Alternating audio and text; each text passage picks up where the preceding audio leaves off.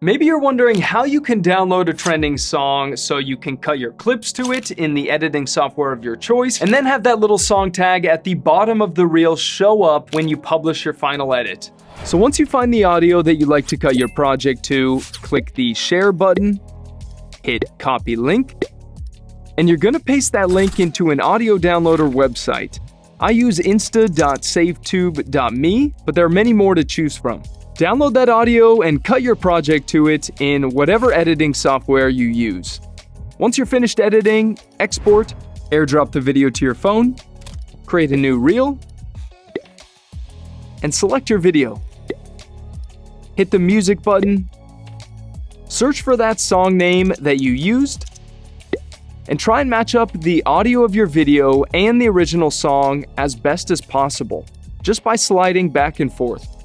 It doesn't have to be perfect, and you'll see why in a second, but the closer the better.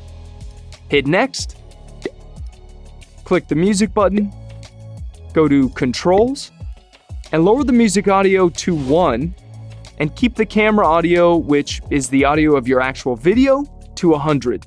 I've tried lowering the original music audio all the way to 0, but Instagram won't put the original song tag at the bottom of your reel once it's uploaded.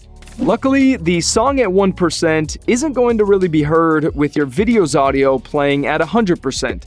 And once you've published, your reel will have that original song tag at the bottom, but it'll be playing any sound effects and any other additional audio that you added to your video.